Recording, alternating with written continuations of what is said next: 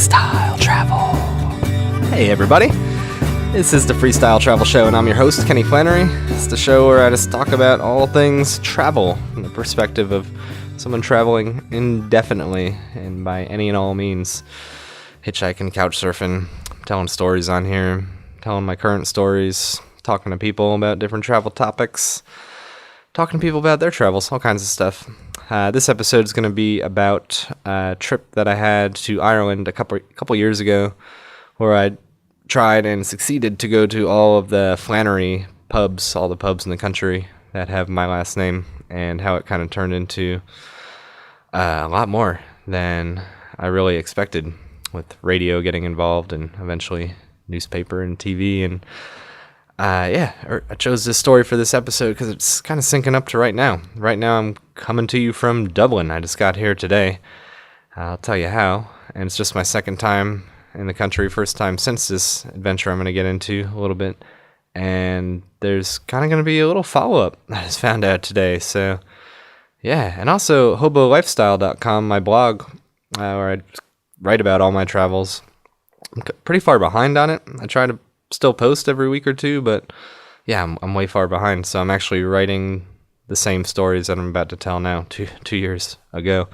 So everything is kind of coming together. So it made sense for this to be the episode. I freaking love Ireland. The moment I got here, again this time, it just feels right. Feels so right.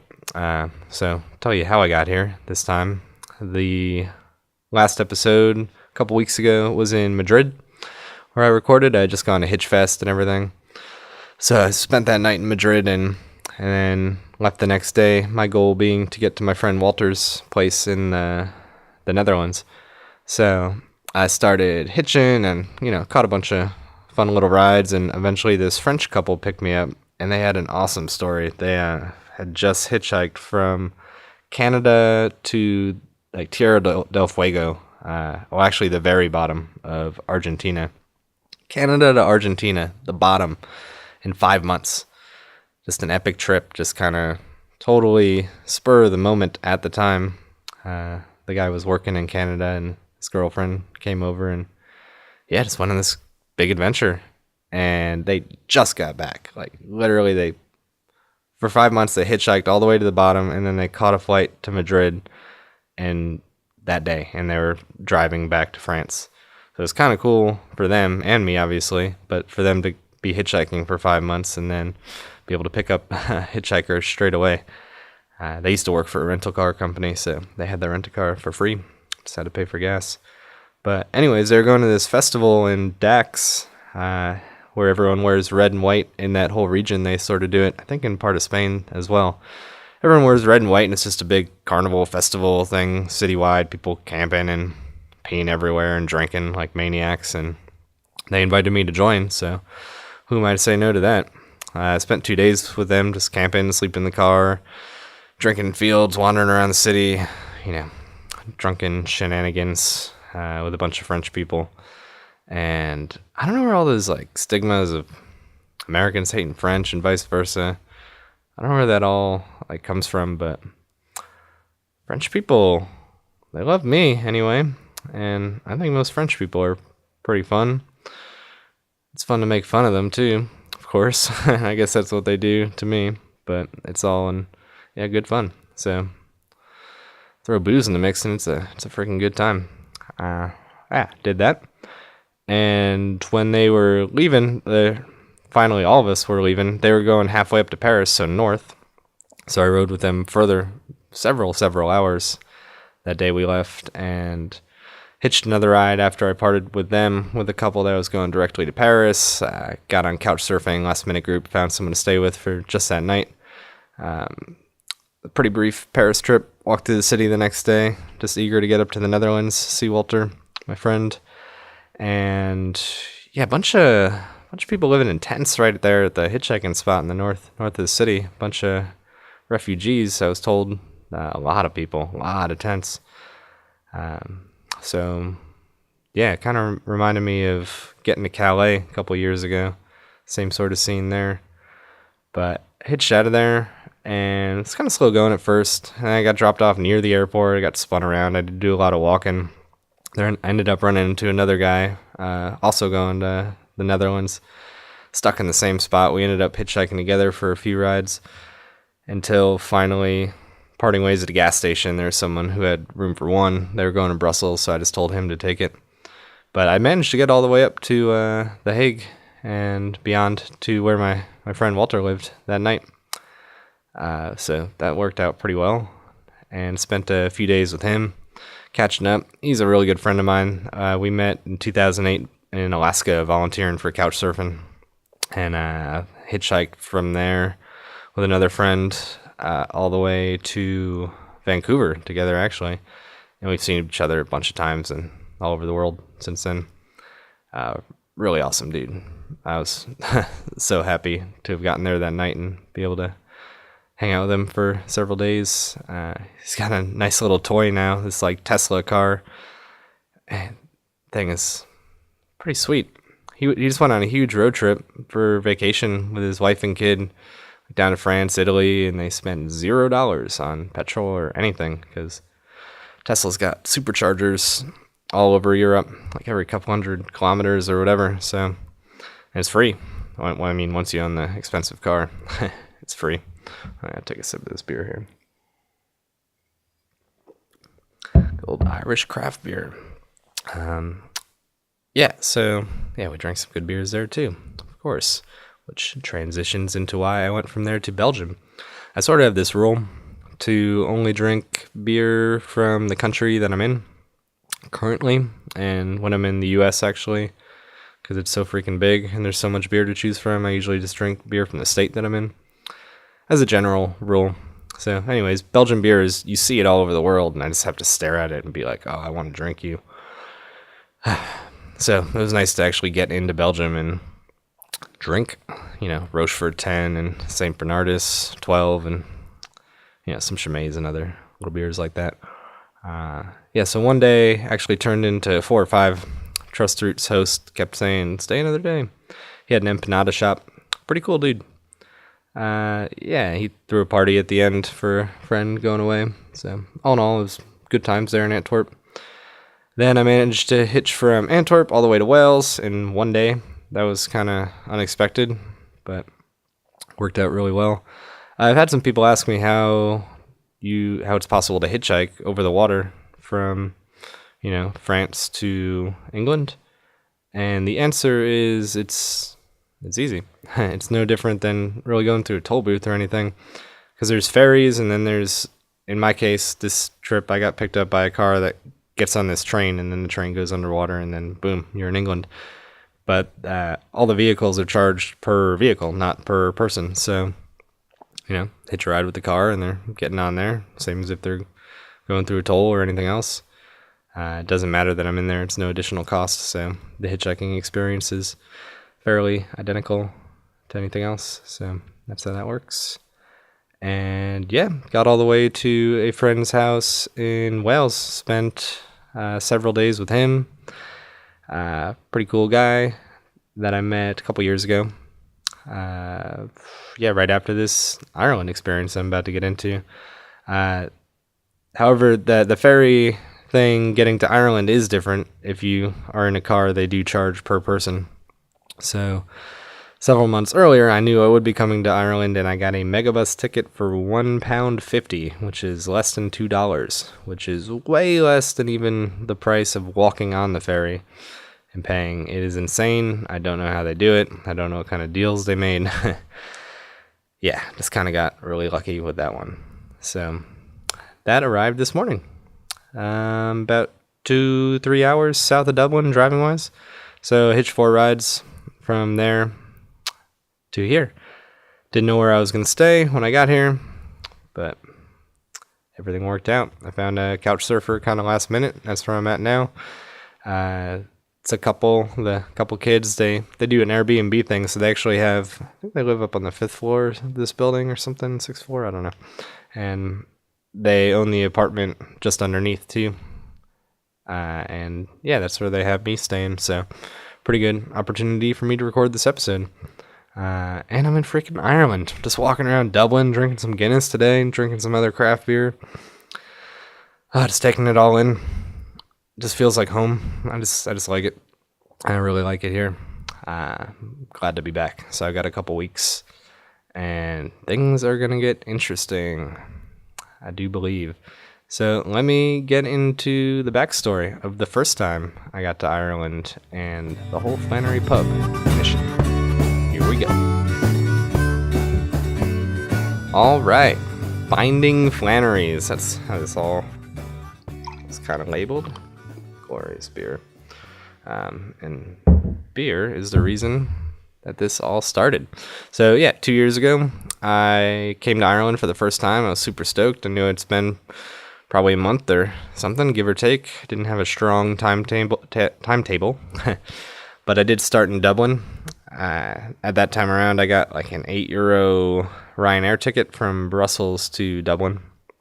And yeah, I was ready to go. I was excited. I wanted to do a whole loop around the country, but one thing in my head that I wanted to do was find every bar or pub that I possibly could called Flannery's bar, and just go to it. Just go to every single one. Just check it out. See who I'd meet. Maybe I'd meet a long lost relative. I don't know. That would have been pretty cool, but I just wanted to do it. Why not? Why wouldn't you go into a bar with your last name? So I found a few, at least on Google Maps and things, and there's one in Dublin. I went to that one straight away, and a little underwhelming, to be honest. I went in there all proud with my passport, like, check out my last name. And bartender, she didn't care. She just poured me a Guinness, and we didn't conversate anymore. Oh well. So anyways, I did a bunch of hiking after that, and eventually got to a smaller city called Kilkenny, and I went to this beer bar, and I was hanging there. There's virtually no one in there, but I met this guy. We were talking, and then he's like, come meet my friends. There's a pretty decent chance they'll let you like camp in their backyard or something. So we did that. I went to his friends, and they ended up saying I could stay on their couch. It was this couple, and they were really, really cool. I ended up sticking around with them for a couple days, but I think it was that first night, or no, it must have been, yeah, the second night that I mentioned to them that, oh yeah, I'm going to try to go to all these bars called Flannery's. And she told me I should email this radio station, Ray Darcy, one of the, I think it's like the biggest radio station in Ireland. And everyone I mentioned his name to, they're just like, yeah, he's a really, really good guy. So, we were all drinking, and I was just like, I don't think anyone's going to care that I'm doing this. But she was like, you should do it. So finally I wrote this email, sent it off. And sure enough, the next morning, I get an email back from them saying they want to get me on the air. And I'm on the phone with them suddenly and talking about getting me over to Dublin and find out we can just do it over the phone. And that day, later that afternoon, I go back to that beer bar to use their landline, and I'm on the air. On the radio, telling them, yeah, I've been traveling. At that time, it was, I think, 8 years, nonstop, and first time in Ireland, last name Flannery, trying to track down my roots, which is true. Up until that time, I didn't really know much about, great-grandfathers and up the tree. So, yeah, talked to them, and then went off the air, and then came back on towards the end of the show, and they had this rugby player named Jerry Flannery, and he's like, I've got a pub in Limerick called Flannery's, you got to come. Some other people had called in and like, yeah, there's a small Flannery's in this town. Might not know about it, you should check it out. So suddenly I had this list of way more pubs that I hadn't found on Google or anything else. And it makes me want to drink a beer. Hold on.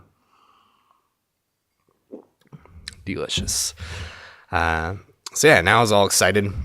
So I literally left the bar, walked to the road, and then hitchhiked down to Cork. That was my next destination. Actually, it was my birthday the next day, I do believe. And there was a Flannery bar in Cork.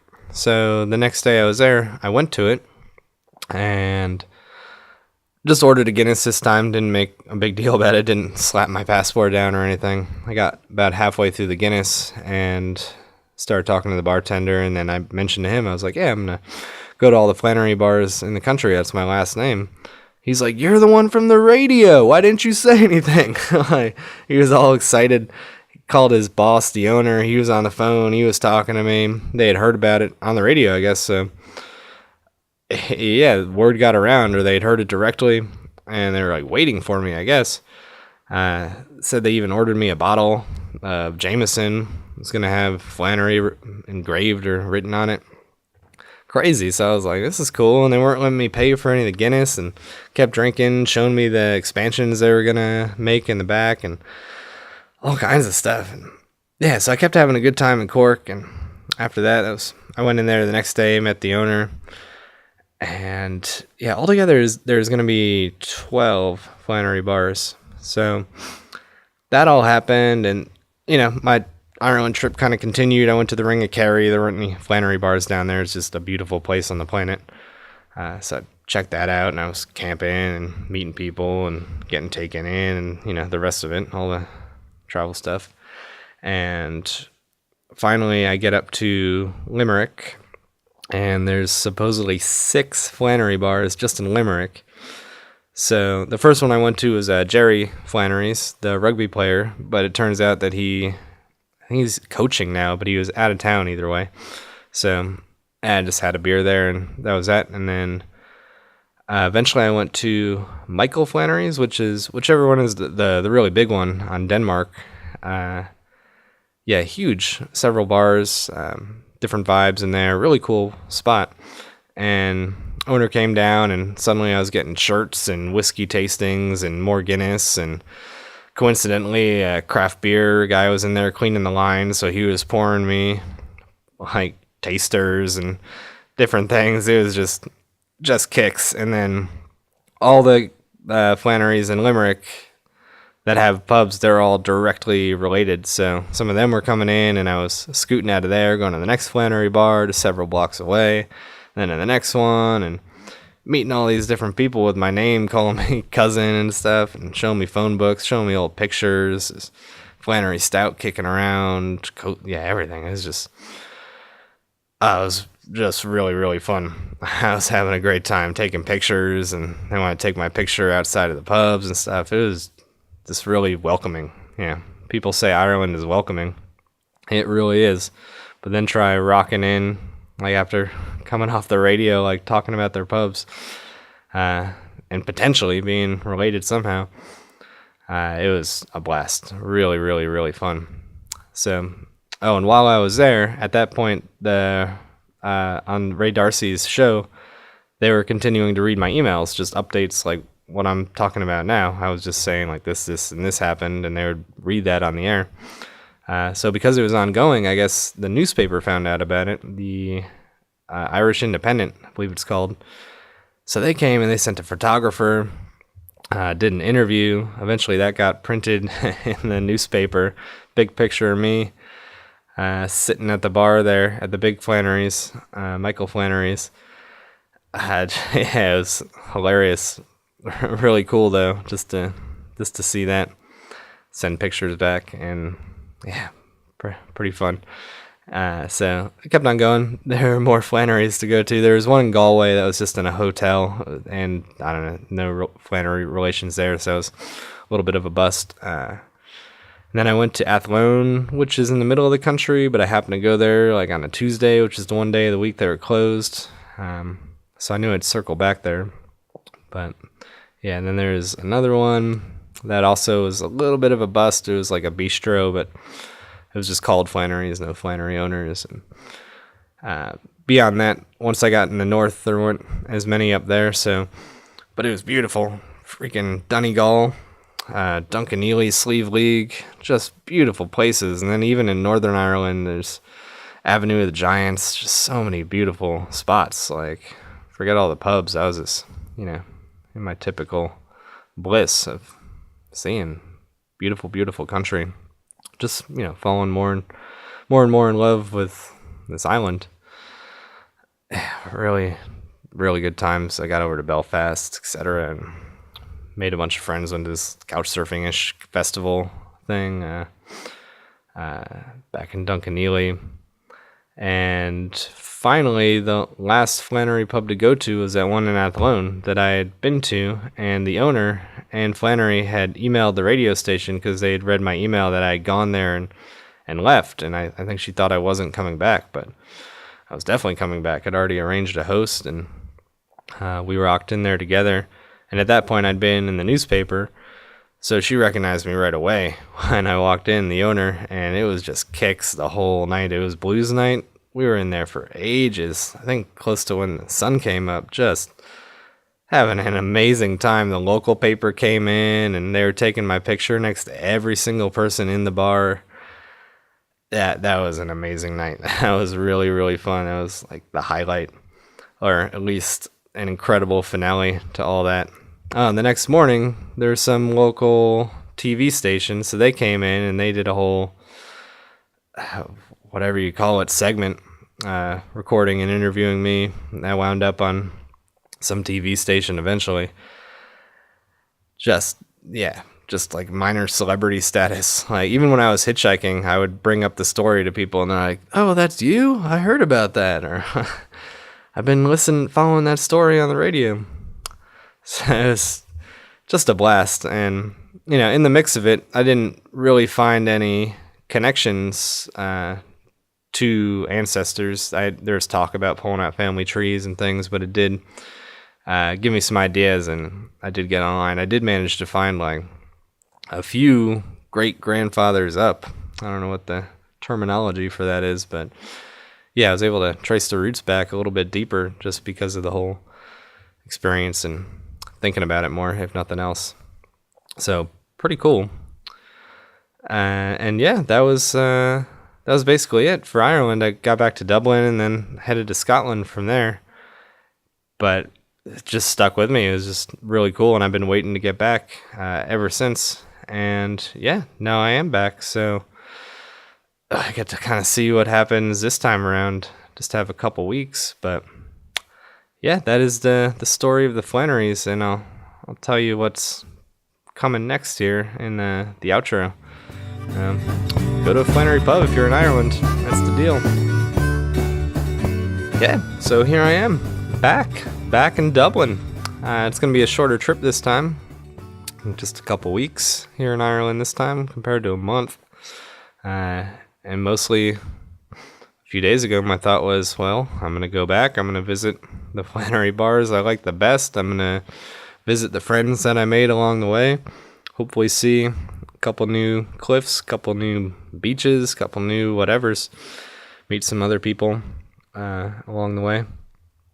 But I was waiting for that megabus yesterday to get on the ferry. And, obviously all this was on my mind. And I just thought to write Ray Darcy just a thank you. Just saying, hey, thanks for the radio thing that kind of sparked this whole adventure. And, I'm coming back, and that's what made me think of it. And yeah, thank you. And yeah, there's some other people too. And anyways, ferry this morning, got over, hitchhiked up to Dublin, and when I got here, right when I got dropped off to at Dublin, I checked my email, and I got a message back from one of his assistants or someone else with the show, and they're like, "What's your phone number?" And then that was it. So I just wrote back my phone number. Next thing I knew, like right away, my phone was ringing. And they're like, "So what have you been up to lately?" And this and that. And do you want to come on the show today and do a follow-up? It's like, yeah, that would be really fun. Because especially the last time I didn't actually get to meet Ray. I just spoke with him on the phone. So I was like, it'd be really cool to see him in person. And I'm in Dublin. So later they called and they're like, today there's going to be a bunch of serious topics. So better for tomorrow. So that is tomorrow. I'm gonna be on the air unless there's other schedule conflicts that they got or something, but pending any of that, I'm gonna be back on the air. Just I don't know what I'll be talking about. I guess just kind of rehashing how that whole adventure went, and maybe touching on some of the other travels. I don't know.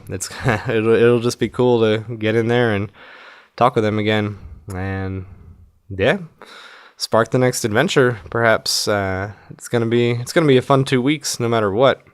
So this is kind of a great way to kick it off. Getting this last minute host here in Dublin, getting to go into the radio station tomorrow. I'll be heading back up to Donegal, of course, Gonna go to Athlone, of course, to that Flannery bar. Gonna go to Limerick to that Flannery bar. Yeah, catch up with people all over. Hopefully, it's gonna be a really fun 2 weeks. So, yeah, check out Facebook and everything else. So if they record, last time they recorded the episode. I think they posted it like the next day. So check that space, and if I get on the air and they do record it, I'll post a link to whatever the interview is. I think they're asking me if I could just come talk for 10 minutes or something. So yeah, I'll post that, and it should be pretty fun. Like I said, Ray was a pretty good guy, so it's going to be good to meet him. And yeah, I'm just freaking excited. I'm in Ireland. I can't wait to get up to Donegal, see Slieve League again.